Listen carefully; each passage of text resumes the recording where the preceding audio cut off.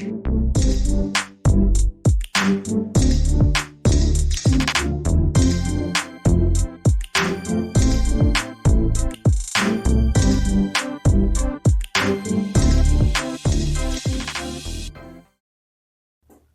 morning and welcome to Factotum Life. Beside me is a 2011 Dodge Grand Caravan, and in my hand is a piece of coil spring from this Dodge Grand Caravan. In today's video, we're going to go ahead and replace the right and left side McPherson struts. But I'm going to leave you guessing on whether we use an aftermarket quick strut product or do we use an OEM parts list. As a bonus video, we're going to go ahead and do an alignment in the garage on the floor without any sort of specialized alignment equipment. I'm going to go ahead and show you how to do this with fishing line, jack stands, and a straight edge ruler. And our final product drives straight, has a straight steering wheel, and doesn't chew up the tires. Stay tuned. All right, our first step is I am going to take the cowl apart. The reason I'm taking the cowl apart is because there are bolts that hold the strut assembly to the upper frame, and we have to be able to access those.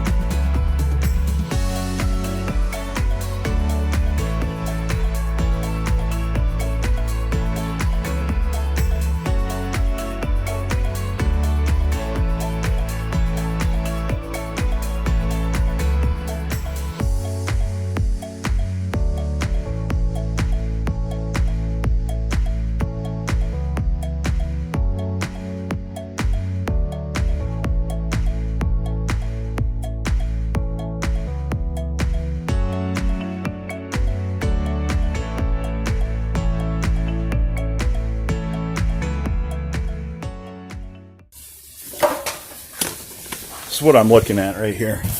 It's not necessarily the problem, but corrosion definitely was occurring. So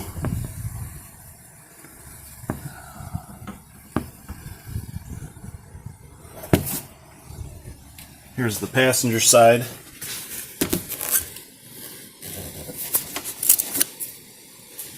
Okay, so as you can see, those are the 3 bolts that I have to access. And we're going to loosen these up, and once the lower portion of the suspension is disconnected, it'll just fall right out. So step 2 here is going to be, we're going to jack the car up, take the wheel off, and see where we go.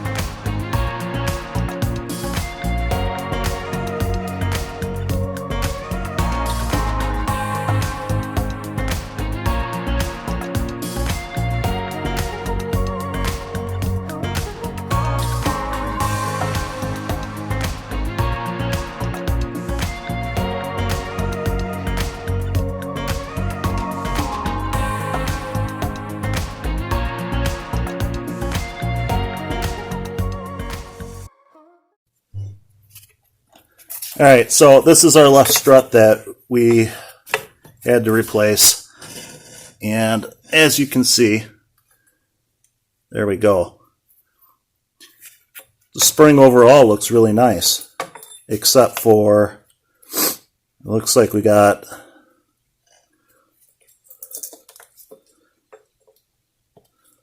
little bit of corrosion right there. So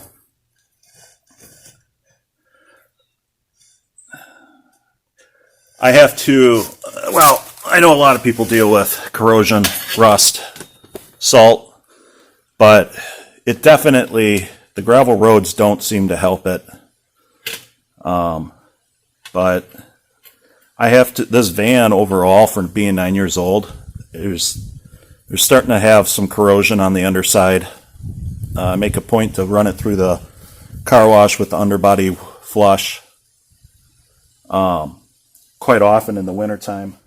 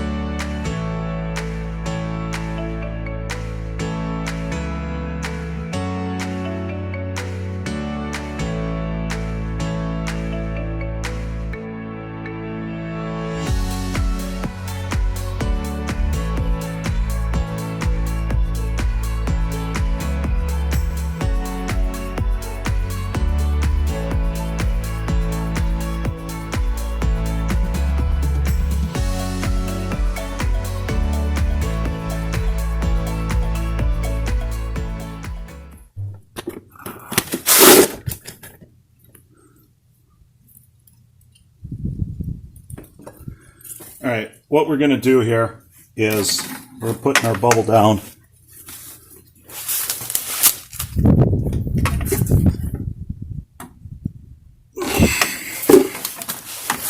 Okay. So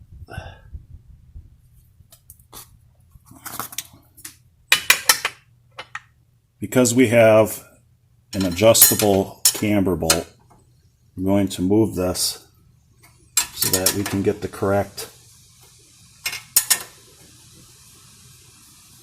camber that we had before we aligned everything.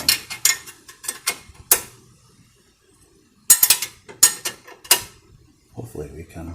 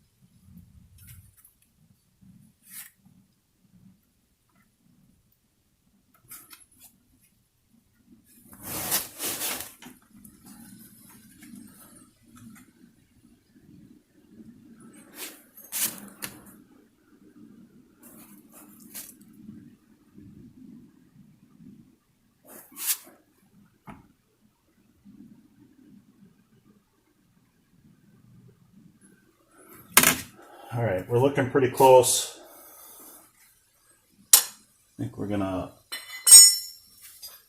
tighten this a little bit more.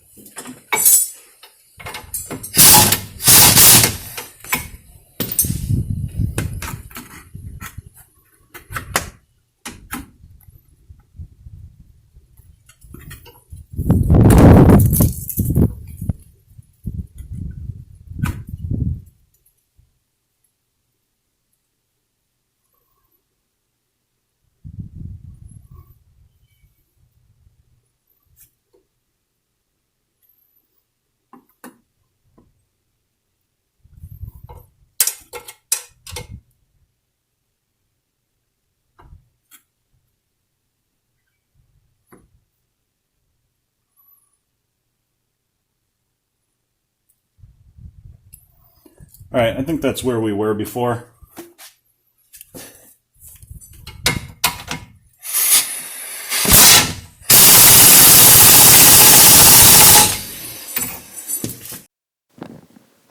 We're at the point now where our struts are fully installed. We've installed the tires, put the vehicle back on the ground, and it's drivable. However, because we did replace struts, inevitably these parts never really go back together the exact same way, which will require us to do an alignment. Telltale sign the alignment is off while driving the vehicle. You might have a steering wheel that is to the right or to the left, or it might pull either direction, right or left. This is pretty typical when replacing, suspension or steering components. So that is why we're going to go ahead and do an alignment on this vehicle today. As promised, I'm going to show you how to do this alignment in the garage on the floor without any sort of specialized equipment. We're going to go ahead and use a fishing line and jack stands. I want to preface this video by saying that I don't recommend anybody do an alignment in their garage or on the floor with a fishing line, mostly because the chances of it turning out correctly are kind of small. And the result is chewed up tires, a vehicle that doesn't handle correctly, or worse yet, if you don't fully understand what you're doing with the steering and suspension, there's a good chance that you could potentially create a safety concern for your vehicle while you drive it. So for this, I recommend you not do your own alignment. Take it to a professional, have it put up on a legitimate machine, measured, and then just be done with it. However, if you do have a little bit of interest in doing this yourself, or you want to see how somebody can do it, by all means, let's watch.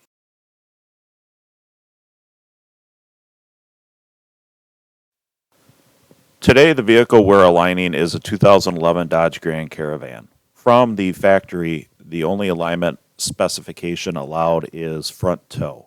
However, we did add aftermarket camber bolts to the front struts that allowed us to adjust the front camber. The rear axle on this vehicle is non-adjustable, and normally that doesn't necessarily mean the rear axle is within alignment. However, the rear wheels on this do wear nicely. And because the rear tires wear nicely and we're basing our string or plane off of this rear axle, we can reliably capture measurements. If this van had a rear axle with adjustable camber or adjustable toe, our four-wheel alignment or our front wheel alignment would be more challenging because we would not have a reliable plane that we could base our string off of. And by plane, I mean like an alternate center line. So it's very important that you are able to establish a reliable center line of the vehicle. That's really the key of being able to do this in your garage on the floor with fishing line. My go-to when doing alignments in the garage on the floor is always jack stands coupled with fishing line. And you'll see in this video what I've done is I've placed a jack stand at the front of the vehicle and a jack stand at the rear of the vehicle. And I tie these two jack stands together with fishing line. Fishing line really is the go-to product for doing this. With both jack stands tied off with fishing line, our next step is to adjust the jack stands so that the fishing line cuts the wheel theoretically down the middle. And you do that by just simply looking at the middle of the wheel, which is where the axle stub comes through. And you're going to want to line the fishing line in this area, both front and rear.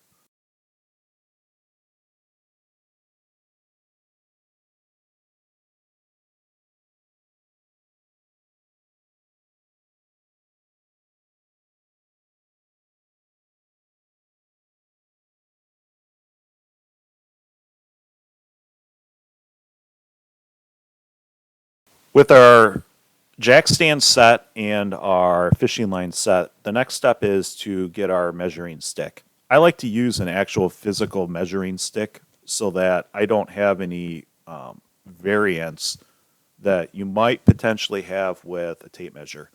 And the ends of the tape measures kind of give and take, and you can't really push hard against an object with a tape measure. And I've found that when you do use a tape measure, there's a little bit more sloppiness to obtaining reliable measurements. The other issue with aligning a vehicle is that we're not obtaining measurements that are in huge swings. So you really need to be able to measure down to 1/32 of an inch reliably. With our 1/32 inch measuring stick, we are now going to set up the plane of our fishing line. And the way I do this is that I place the fishing line 3 inches from the cylindrical centering cone of the wheel. On the steel wheel, there is a lip on the wheel bearing, and inside the cylindrical cone is where the axle stub comes out and the axle nut clamps down. There is a slight lip on the cylindrical centering cone that rises above the steel wheel, and this is the spot where I do all my measurements from on both front and the rear of the vehicle. I like to place the string 3 inches out from the cylindrical centering cone. And starting from the rear, I do this both front and rear of it. So if you're looking at the rear wheel and you're looking at the rear cylindrical centering cone, there's the back portion and there's a rear portion, and then there's about 2 to 3 inches of gap in between. This is what you're going to use to set up the plane of your fishing line. So it might take a little bit of going back and forth, but once you've established a reliable 3 inches from any given point on the cylindrical cone in the rear axle, that will carry forward to the front. And when you look at the front, you should be fairly close to that. However, if the front end alignment is substantially off, then you're not going to necessarily have a reliable 3 inches from the centering cone. I will say at the end, after all the adjustments have been made, if you've done everything correctly, the front wheel, you should be able to have 3 inches from the cylindrical cone, 3 inches from the rear cylindrical cone, and your outer measurements of the steel wheel from the fishing line should be fairly reliable.